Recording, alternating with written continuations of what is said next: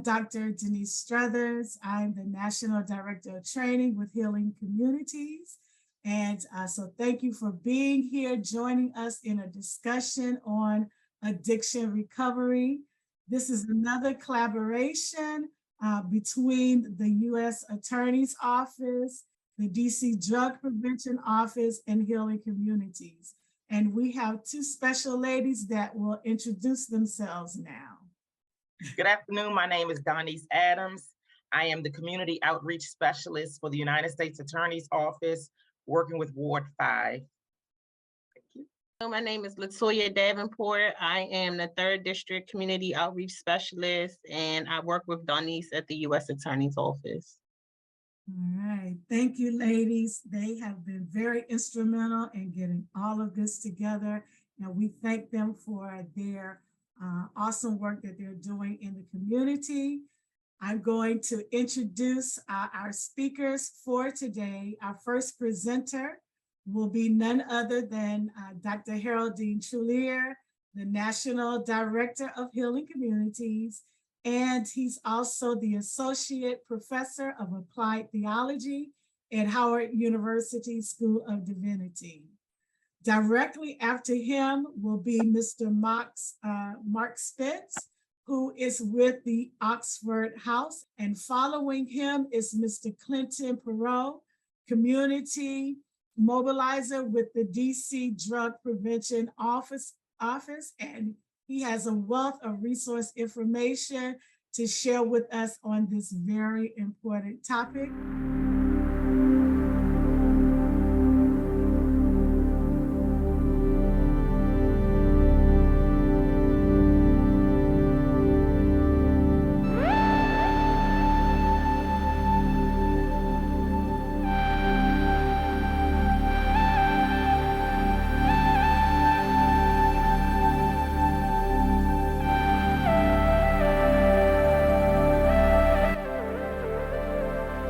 Okay, so let's get started.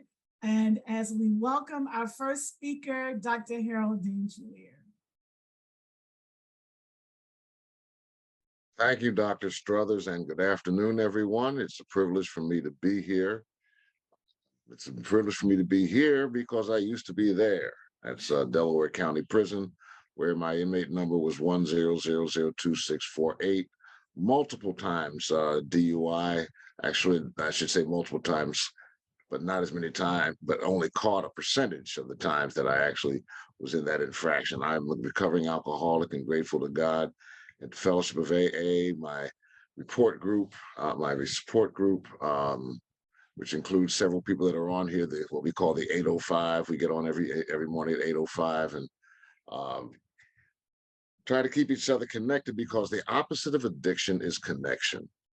The opposite of addiction is connection. And as a member of the faith community, I want to speak specifically about the role of the faith community in preventing addiction, supporting people in recovery, because there are times when we in the faith community actually are the worst enemy of those in recovery because we don't understand addiction. I know I grew up in the church where we thought of addiction as a sin. We thought of it as a personal weakness, a moral failure. But what we know is that addiction is actually a disease. Since 1957, the American Medical Association has listed alcoholism and addiction in its list of diseases. And if you go on to any website that discusses it, they can actually show you videos of how the brain is actually fundamentally altered, especially the midbrain, where our basic instincts are contained, how that is fundamentally altered by the abuse of substances like alcohol and illegal drugs. And so, and legal drugs too. Let's not forget about the opioids, right? Because we have an opioid crisis. Now, of course, we have an opioid crisis because opie's getting high. It used to be the war on drugs, when people just like me that look like us were going to drugs. Then it was the war on drugs. Now it's the opioid crisis because opie's getting high out in the country. But I digress. That's just some of the politics of this stuff. So we were taught that it was moral weakness. It's not. It's a disease, and we know that. We were taught that all you needed was Jesus, right? You know, one step. You don't need 12 steps. But one of the things that we discovered, even in reading scripture, that there was once a man who was born blind and Jesus laid hands on him, and he was, you know, he received partial sight. Jesus said, "What do you see?" He said, "I see men, but they look like trees walking." So Jesus had to lay hands on him a second time before he had his sight. So that's 2 steps. So if 2 steps work for him, 12 steps work for me. It's more than one step. We I was taught that you know, people go to AA or NA and they still drink again. Well, I finally figured out that people go to church and they sin again. So obviously, you know, that's not an excuse to look askance at the recovery movement. And then another thing I found out was that they would say, you know, well, why don't you stop going to those meetings? You've been sober for a while now. And of course, my response would be, well, why don't you stop going to church? You've been saved for a while now. Well, we keep going back to the meetings the same way people going back to church, so they can get the strength they need, so they can get the fellowship they need, so that they can guard their spirits against addiction, just like a Christian or a Muslim would guard themselves against sin or against disorder, right? And so one of the things that we're finding now is how much synergy there is between the recovery movement and between the faith community. That we know now that once a person gets sober and clean, if they're sober and clean for a while, but then they go back to their drug of choice, that one of the things that happens is it gets worse within a month, right? They're right back where they started and it picks up where they left off. Well, in the scripture, there's a man who has a demon cast out of him. It's Matthew chapter 12. And the scripture says that if he does not replace that spirit within him with something positive, that the evil spirit comes back and says, "I see the house is swept clean. I'll bring 7 more people back." It fits right with the Gorski principle, and so that it's worse. There's so much overlap.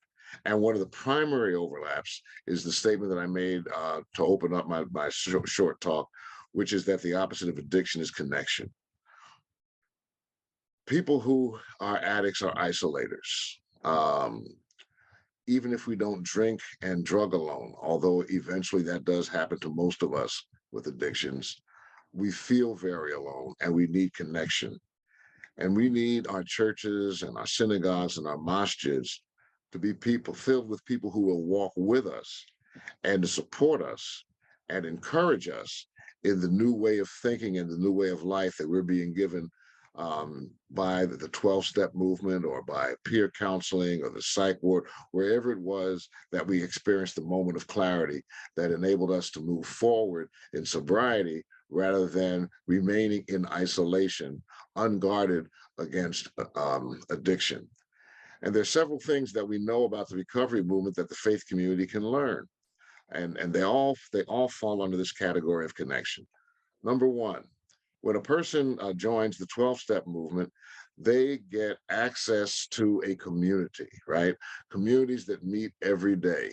Here in DC, there are AA and NA meetings all over the city, all over the region, literally from 6 o'clock in the morning until 11 o'clock at night.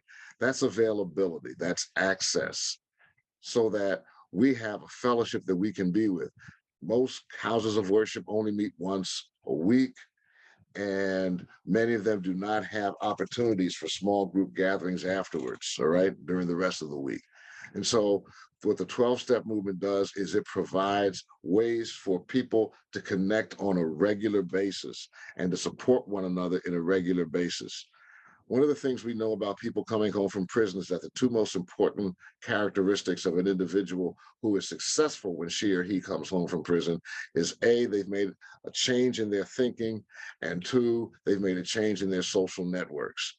Once I get sober, I'm trying to change my thinking, right? Here's the phrase, I came for the drinking, but I stayed for the thinking.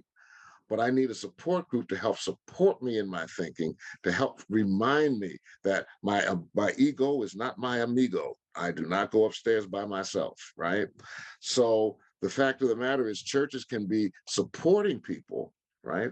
Like the 12-step movement in the changes that we're making psychically, because we need to be able to be focused on our sobriety, on our being clean, and on the higher power that has given us the ability to be either. Another factor of availability that we have in the 12-step movement, the 12-step movement has, is sponsorship. And sponsorship is very much like discipleship in the church tradition, right? Someone comes into the 12-step movement newly clean, newly sober, and they are able to get a sponsor, someone to walk with them through the 12 steps of the AA or the NA program, or through Celebrate Recovery, or through whatever the program is. A sponsor stays with, unlike the church, the sponsor stays with you as long as one of you is alive, or you try to change sponsors, right? You never arrive, right? You know, it's one of the problems we have in the faith community is we get to this point where we feel like we've arrived. You know, I've been in this church so many years, I've been saved so many years, I've arrived. One of the things that we learn in the 12-step movement is you've never arrived. Every person in recovery on this broadcast can tell you about people that they knew who had, and I say new past tense for a reason, they knew who had multiple years of sobriety and now have multiple years in the grave. Because even after 5, 10, 15, 20 years of sobriety, the condition hasn't changed, the makeup hasn't changed, the physical makeup hasn't changed.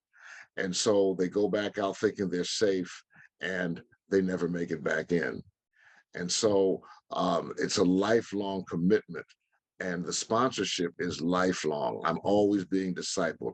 I always have somebody with time that enables me to continue in my journey in sobriety. And so that's a critical component as well, right? Sponsorship. A third dimension of availability is the fact that we get phone numbers and we can call people, right? I have more phone numbers in my phone from the 12-step movement than I do from my church. You know, we don't, most churches don't pass out a phone directory with every single member that you can call any time of day, okay? The 12-step movement does, because I may need you at 2 o'clock in the morning when I'm feeling squirrely.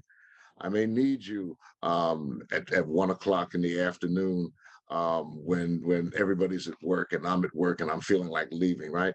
So there's availability, right? Because again, as I said in the very beginning, the opposite of addiction is connection. And the last thing that we learn from the recovery movement, right? The recovery movement says over and over again, the most important thing in the world is your recovery. And those of us who were in the church and in the movement used to balk at that. No, the most important thing in the world is God. God first, recovery second, right? What we didn't realize was that God was working through the recovery movement, and that if you're really serious about your recovery, then you're serious about your higher power. Now, I'm sure there are exceptions. There are atheists that do recover. But for this alcoholic, and I'm still an alcoholic, even though I haven't had a drink in a few 24 hours, the fact that we know that our higher power continues to walk with us, right? And that we are organizing our lives around our recovery actually proves something that a lot of church people struggle with. If I can organize my whole life around sobriety and recovery, I'm really organizing my whole life around my higher power. Western Christians, Western Muslims, Western Jews, we have this capacity to compartmentalize faith, right? This is my faith, this is my family life, this is my work life. Those of us that are in recovery don't have that luxury. We realize that it has to tackle every aspect of life. After all, in our addiction, we proved beyond a shadow of a doubt that you can organize your whole life around one thing. Because we could organize our whole life around a drink or a drug. What time we got up, what time we went to sleep, how many times we brushed our teeth, how we went to work, if we went to work, what way we went home, what way we went to work, how we interacted with our kids. Every aspect of our lives was touched by our addiction. And now every aspect of our lives is touched by our sobriety. And that's a lesson for the faith community. It is possible to organize your entire life around spiritual principles, around God, around Allah, around Yahweh, around Jehovah. It's possible because the ultimate life that we have belongs to God, belongs to the Creator in the first place. So I'll stop there. I know there are two more speakers. There's going to be Q&A, but I'm hopeful that this notion, the opposite of addiction is connection, is something that churches and synagogues and masjids will get a hold of and become part of this movement. Thank you. Awesome. Thank you, Dr. Trulear. Now we'll have Mr. Mark Spence with the Oxford House. Good afternoon, everyone. Dr. Trulear, you were awesome. I appreciate you. So my name is Mark Spence, and I'm a person in long-term recovery. And what that means to me is I haven't found it necessary to drink a drug since December the 10th, 1988. I'm here representing an organization called Oxford House. But before I get into that, I have a story too to tell. You know, I'm a native Washingtonian. You know, growing up, I try to do the right thing. What I mean by that is my parents put me in private school. I never missed a school from kindergarten all the way through high school. I was an altar boy. I was on a chess club, played basketball. I tried to make great decisions. I loved the Lord, and went away to college and lost my daggone mind. Got introduced to drugs and alcohol and sex, and I had never kissed a girl until I went to my prom, with a tongue kiss, I should say. But I just want to put you in a frame of mind where I was as a young youth growing up in Washington, D.C. with the world in front of me. And I fell apart in college. I got introduced to all the negative part of college. And so I graduated with a degree in banking and finance, but I also graduated with a full-fledged addiction.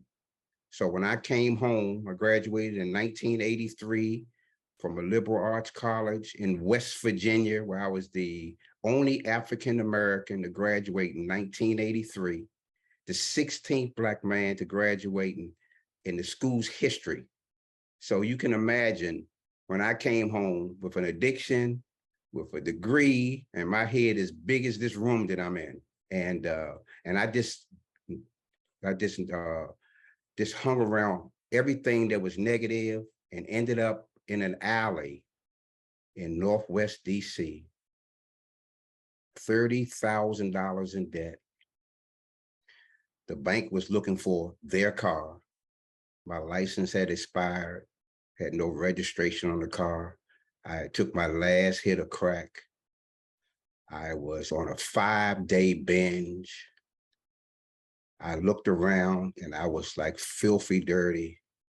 And I screamed out, God, please help me. Please help me. I need some help. I cannot stop doing this. So that was December the 9th, 1988. I went to treatment. Let me just tell you this, treatment works, right? Treatment works. Went to treatment the next day, got introduced to the 12-step program. I got introduced to the things that I was doing to myself, this disease of addiction that I had. And they told me that it would never go away, but if I follow these basic steps and go to these meetings and develop a relationship with a higher power and get myself a sponsor and that I could possibly get better. One of the things they found out was that I was homeless. Huge part of addiction, being homeless. When I say homeless, I had somewhere to go leaving treatment.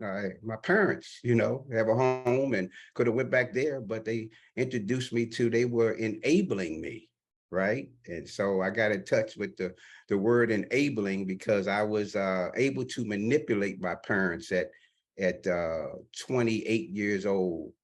And I realized I needed to do something else. So they introduced me to this. I had two options. Either go back home or go live in some type of recovery house. So they told me there was a halfway house available. We had to sign in or out, and called Marion Heron House. And I went to Seton House, by the way, in Providence Hospital. And they say you can go there, and it's sort of like you got to be in a certain time. You got to sign in or out. It's a lot of restrictions. And then they told me about this Oxford House thing where the men actually ran the house themselves. You live with your peers, you pay your fair share, and it's total abstinence. And so I decided to try this Oxford House thing. And one thing I learned in treatment was talking about changing your people, your places, and your things.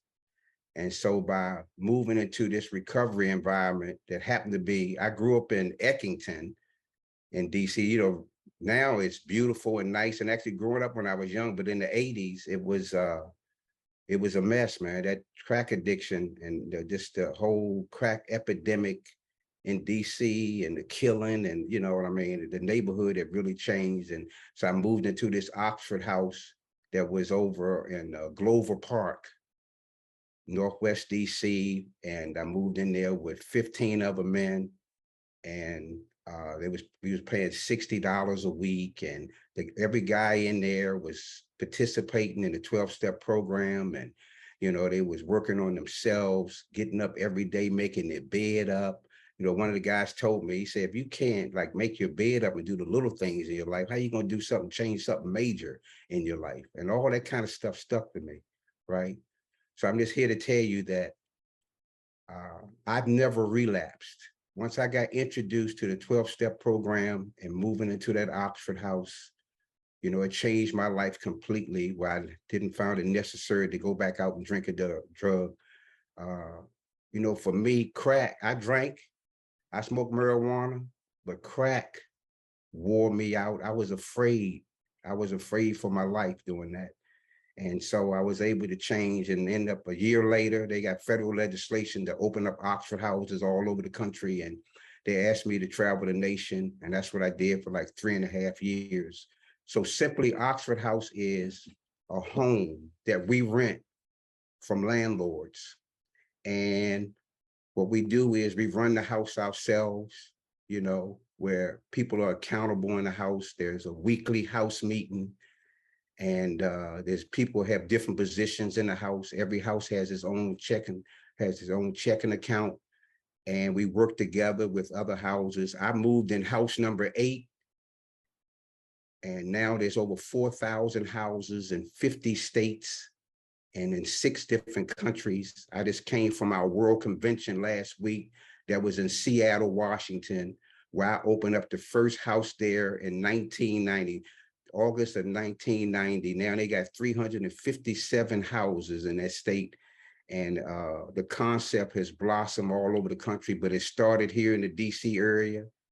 And so I'm here to share that recovery works, having the right type of situation to live in can turn your life around. And that's what it's done for me. Thank you for allowing me to share.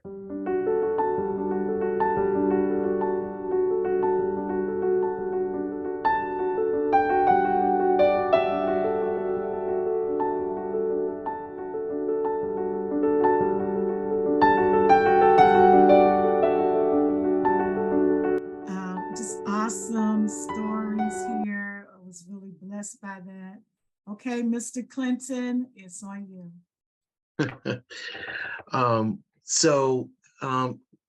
Thank you for having us, first of all, from on behalf of the Wards 3 and 4 DC Prevention Center. My name is Clinton Perrow, and on the line with me is Lyndsey Murray, who works with me. She's my cohort. And, you know, we approach this thing from a prevention standpoint of view. And when I say this thing, this I guess the best way to put it is war on substance misuse and underage drinking and so forth and so on. We kind of approach this thing from a prevention standpoint of view, whereas we work with youth ages 8 to 18 on substance misuse and underage drinking. We try to catch them as young as we possibly can. We have seen youth using as young as 8 years old, and and on up. So it's never too early to start speaking to your kids and getting them to understand the dangers of substance misuse and underage drinking. So the things that we do is we do it through 3 core functions. The core functions is we do community education, we try to do community leadership, and then we try to make sure that they understand how to make community change. We provide workshops and training resources which are available to the youth and also the parents. As we have learned, you can do all the talking that you want to youth, but if you don't get their parents to buy into the program, it's not going to probably work. And the reason why that is because the parents spend the majority of the time with the youth. You only spend a third of a time, or maybe not even that much, with the youth. And if you're speaking about, don't do drugs, don't smoke, don't do this, well, the parents have to buy into that, and they have to make changes in their lives too. I also work as a mentor to young kids, and one of the things that I see so often is the parents want the kids not to do drugs, but they're doing drugs themselves. And so you can't, the old saying, don't do as I do as I say, that doesn't work anymore, because the kids don't have anybody else to follow other than their parents or the people that they're close around, that they see, whether that be an aunt, uncle, grandmother, whoever it is. That's who they're going to probably mimic. And if they see their parents smoking or drinking, they're going to do pretty much the same thing. When we work with our youth, once a week, sometimes twice a week. And the prevention centers are located throughout Washington, D.C. There's one in 3 and 4, there's one in 5 and 6, there's one in 7 and 8, and there's one in 1 and 2. And so, these centers are located strategically throughout DC to help communities do the things that want to make community change. As prevention centers, what we try to do is we try to help and assist in anything that the community wants to do to try to make a change in their community, whether that's hold community meetings, whether that is to help sponsor events, whatever is needed to be done to make changes. That's what we do. Now, we also do this through logic models. We have meetings where we teach the young people how to do logic models. We teach parents how to do logic models. We had a group, I think it was like 3 or 4 years ago, we had a group of pastors that we got together, and from all different denominations. And we sat down with them and asked them what was their main thing that they wanted to attack. And they wanted to attack no smoking around church grounds. So we put together a logic model, and we had the Department of Behavioral Health sponsor it through the logic model, saying that, they wanted to put signs out, and these were the signs like you see no parking. And so they had these signs posted all around throughout their church grounds saying no smoking within 50 feet of these holy grounds.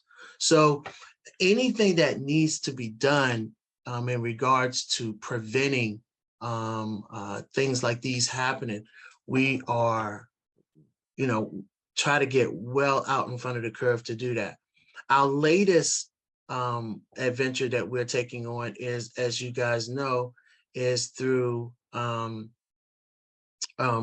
Oxycontin and fentanyl and things like that. And so I brought Lyndsey on to talk a little bit more about our newest project dealing with Lyndsey, help me out with the Narcan. And training. Narcan training.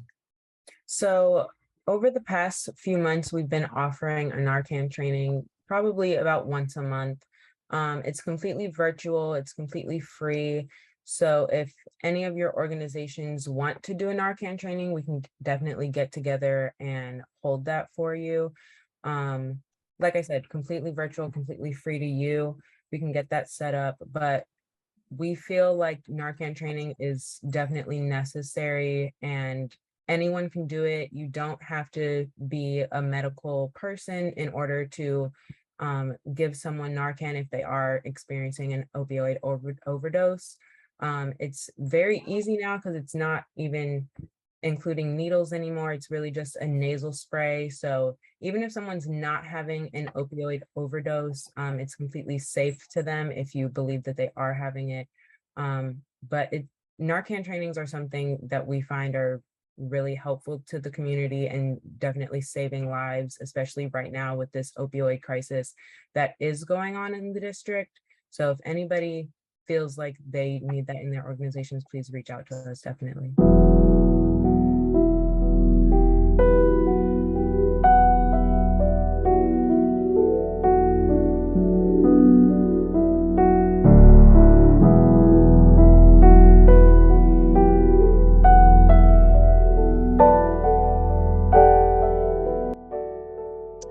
And thank you, Lyndsey.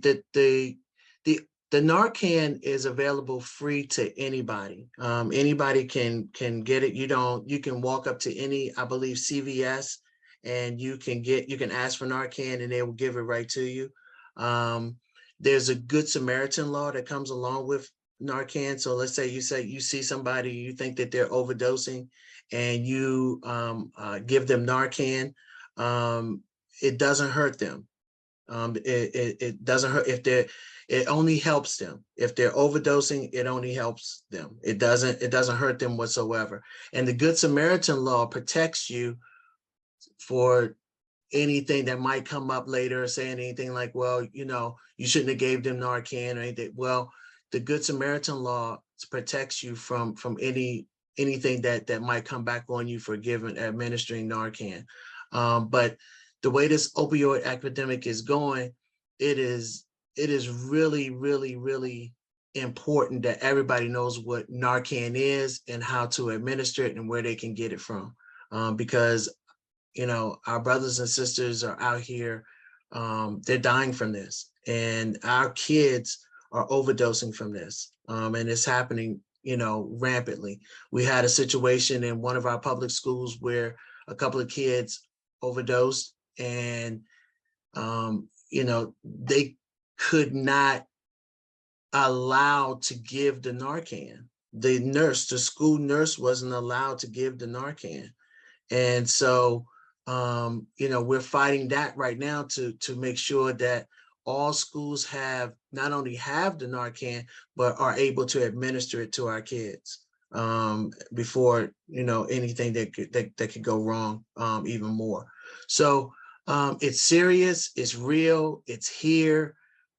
We try to educate our community. We try to educate our young folks to try to understand how serious it is, through many different ways. But, the thing that really sticks out more is just trying to make sure that our young people are educated and that they understand. We don't approach it from don't do it, don't do it, don't do it. Yeah, we don't want them to do it. But when my 20 years working with young people, if you continuously say don't do, they're going to do, because they're curious. So what you do is you educate them, get them to understand, if you do, this is what you're getting ready to get into. This is what could happen. These are the things that could happen from that. So we just approach it from a standpoint of view as educating them, getting them to understand the dangers of what they're getting ready to get into. And hopefully, prayerfully, that will make a change in their decision-making process. Okay, amazing. We're opening it up. If anyone has any questions, our team here, we're ready to answer them for you. I have a question for Clint. When you go to like CVS or Walgreens or any of these drugstores to get Narcan, do they like take your name down or check your ID or anything like that? No, it's totally anonymous. You just walk in, you just get it, and that's just it. That's all it is to it. Mhm. And also, if someone does want to do a training with us and we end up doing it in person, we could even bring Narcan to hand out after those trainings as well. Definitely Narcan is saving lives. We have Narcan in all the houses, and we train the members of the houses, and we have 35 houses in DC. So it's been a lot of lives saved. They even share it with people like on the corners, and we just need to get that Narcan out. Because I tell folks all the time, you know, I was addicted in the 80s where the crack epidemic was. I got an opportunity to wake up the next day with this fentanyl. You may not wake up. And so Narcan is definitely saving lives. Yeah, Mark, and I think you would agree that, I mean, it's sad, but it's true, but Narcan is almost like a must. It's almost like having a defibrillator in a business now. I mean, you gotta have some Narcan around. That's how widespread it's becoming. You gotta have it. You gotta have it available. Yeah, I have it in my car, I got it at my parents' house. I'm at my parents' house now. They're elderly, so I'm helping out today. And I have it everywhere, man, because you just never know, man, when you can save a life, Exactly. And Exactly. at the end of the day, that's why we on this call. We trying to save lives, Exactly. Do they expire? They do. I know that the last box that we got doesn't expire until I think like 2028 or something. So they're pretty shelf stable, but they do expire eventually. They do ask that, I know summertime is ending, but like if you can't keep it in your car, Mark, I'm sorry. I know you say every car, but only like if it's in extreme heat situations, like sometimes in the summertime when you get in your car and it's on fire, they say that that's not good for the Narcan, but I guess in the wintertime, I guess it would be fine. But they say to just try to keep it in a nice, normal environment where it's not overheated. That's some great information, but half the time I'll be giving it away anyway. It Right. ain't Right. Then I just opened up a new box and start handing that out because I've seen it work. I've seen people come back from the dead. Yeah. It's like unbelievable. It really is. Well, we've run into a couple of situations where we've talked to a couple of police officers who have administered it, and they said that when they come up out of it, some of they're mad, they're upset, because you ruined their high. So but you don't know that, you're just trying to save their life. You don't want them to die, so. Anyone else? I just wanted to share, I do have to go because I work with youth and one of my mentoring groups start today. But this was really, thanks for inviting me, Denise. This was really, really insightful. So I do harm reduction in Montgomery County as well. So that's a part of my job, is to hand out Narcan and train. But I wanted to ask you, do you all do fentanyl strips as well because of the fentanyl? Are you allowed to give those out as well? So do y'all do training on how to use the fentanyl strips as well?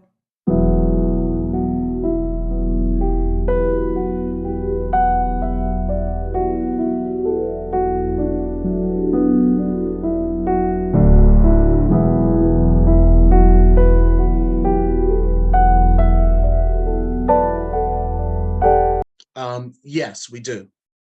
Okay. So is it an age length of how old you have to be trained with Narcan in the District of Columbia? No, there's not. I believe we had a minor on one of our trainings like a couple months ago. So it's completely safe for anybody to administer. Okay. Especially with youth that their parents are experiencing substance use disorders, it's kind of really important for them to know how to administer that, as sad as it is. But Okay. Yeah, that's amazing. Y'all really hit home to me when y'all start telling me it was in the schools. I didn't know it was in the schools, and that's really scary. Yeah, I think you should train kids if it is, for they can use that if something's happening like that, because you hate to see a child die from fentanyl. Good Lord. If we could educate the kids not to get started in the first place, because once you know, I've never done alcohol was my problem, but you know what I understand is that sometimes you just take that first hit and it's over. You know, it's just so easy to get addicted to. So I appreciate you, Clinton and Lyndsey, your program to educate the children early. You know, as early as you can, so that they just never get the temptation to try it in the first place. And but what you said, Clinton, is so true. It's like telling somebody not to go to McDonald's and have a cheeseburger. The more you say that, the more they're going to go to McDonald's and have the cheeseburger. But there's a way to do it, just to, I guess, show the repercussions of what can happen. You know, ultimately death for so many young kids now. It's just so sad. You know, for the young adults that are in their early 20s that I see in rehab, I'm just commend them so much for doing something about it while they're so young, and not wait until they're old like me and finally getting it figured out. Thank God the Lord was with me and kept me alive all this time. But I really appreciate all that you guys are doing. Thank you, Haroldine, so much for inviting me. God bless you, and thank you for all you do. Thank you, Ms. Martha. I want to respond to that. First of all, for Donald and Martha, they're part of my group. That's part of addiction. Connection is the opposite of addiction, right? I cannot do this by myself. And so I appreciate that. I appreciate Brother Clinton's remarks and Brother Mark's. You know, Oxford House was one of my options when I came out. I chose another route, but I madly respect you and the work that you all are doing. On the prevention side, I have a course that I teach at Howard called Ministry and the Criminal Justice System. And we do a special unit on teenagers, on youth, right? I don't use the term juvenile because that's a stigmatizing word, right? I raised 3 kids when they were teenagers. I never said, I want you to meet my juveniles, right? You know, it's, you know, that kind of language stereotypes and stigmatizes. So just youth justice, right? That's the phrase that the Children's Defense Fund uses. And in that session on youth justice, I have a guest speaker, former assistant superintendent of schools out in Prince George's County, Dr. Pamela Key.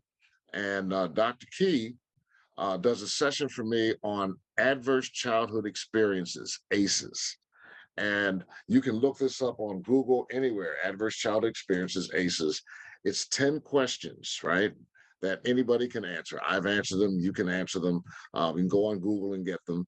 And you know, it says things like, were your parents divorced when you were a child? Were you ever sexually abused? Did you witness violence in the home? Was there drugs in the home? 10 questions. If you answer yes to 4 of the 10 questions, the likelihood that you will either become addicted or go to prison goes up exponentially. Okay? So one part of prevention that we also have to think about is, how do we address those 10 conditions, right? Parental breakup, the use of drugs by adults, which was Clinton already mentioned. You know, were you ever hungry as a child? Go without food? Well, that's a finance thing. That's more jobs, right? We need more jobs in our communities, right? There are a number of social factors that increase the likelihood that a young person will end up addicted. And those are things that we need to address in our society to give young people as many opportunities as possible not to go down that road, right? And some of those are in the home, and some of those are in the community, and some of those are in government, some of the place where you can address those things. Adverse childhood experiences, I recommend that if you've not read through those, that you take them and take a look at them in terms of things that we can address that reduce the likelihood that young people get involved in drugs and alcohol. All right, Maxine, I think we answered her question, but she says, is the training on Narcan available to be held in public schools? has it been held in public schools? So that's something that we're still kind of working on, to get the training held in all public schools since that overdose did happen, that we responded to. We went to the school and kind of gave them as much information as we could, but they were working against, technically the nurse could only administer it, and like they had to get permission from the parents and things like that. So that's just kind of something that we're trying to work against so that we can get Narcans in all of the classrooms and that the teachers could administer it. A lot of the teachers just kind of wanted to step up and just wanted it in their classrooms anyway, and kind of just said, we would like a training so that we can administer this if this is happening to any of our students, and we want to administer it to them as quickly as we can and not have to wait for the nurse that's on the complete other side of the school, because a lot can happen in that 5 minutes that it could take the nurse to get there. But that is something that we're still actively working on. Okay, great. Thank Any other you questions? for answering that question. The reason I was asking it is I do some volunteer work in DC public schools. And I try to bring a host of different subjects and things to them. And I think this would be very beneficial. So I will pursue it in the school that I am working in and find out what their stance is on it. And if so, do I reach out to you if that's something that they do want or would like to do? So we are primarily in wards 3 and 4. If it's out of that ward, we can contact the prevention center that is in the ward of that school, and they'll be happy to have somebody to come out and talk to that school. It's in Northeast. So it's probably in Ward 5, but we do have a prevention center. The head of the prevention center over there his name is Charles Dark, and it's just a phone call away to have him come and talk to whoever he needs to talk to. Reverend Ball's in Maryland, and I know her. She's like Dr. Strothers, is a former student at Howard University School of Divinity, and one of her areas of specialty is domestic violence, domestic violence, the elimination of it, and she can tell us a lot about, and her organization, the Isaac Ministries, about the intersection between addiction and domestic violence. There is a very clear overlap, not simply in terms of men who, abuse drugs and become violent, but also the role that drugs and alcohol become in self-medication of women who are victims of domestic violence. I work with the Iowa Women's Prison in the Women's Prison in Iowa, and they're one of their ministers there reports that over half the women there were there for with some sort of substance abuse problem, 80% of whom were self-medicating to deal with being victims of violence, whether in childhood or in significant other violence, partner violence. So there's a definite overlap between what we're talking about and the work that Reverend Ball does with regards to domestic violence. And that's something else we should have on the table. We didn't talk a lot about how this impacts families who are dealing with a loved one that is addicted to drugs. And my brother, for many years, even as a young adult, for me, has been on drugs. And even recently, he smoked something that had fentanyl in it and had to be rushed to the hospital.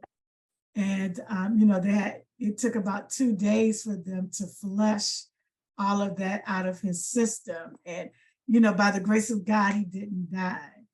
He immediately knew that something was wrong, and he ran to my sister's house. They both live in South Florida, and she was able to get him to the hospital in time. So, families who are dealing with this and, just the impact of it is really very frightening. And, we're much older now. and still its impact is very stirring. And one of the things that we do with Healing Communities is that we work with families who have these types of issues, whether it's an incarcerated loved one or someone that is hooked on drugs or dealing with domestic violence or whatever the issues are. But usually its weight is heavy, and it's good to have someone to come along and work alongside that family and encourage them in dealing with, their loved one that's totally being overtaken by these issues. And so just loving on them and helping them in any way that we can. And so that's our training with churches in how to get involved and to speak up, as Dr. Trulear was saying. And having that information and that education makes all the difference.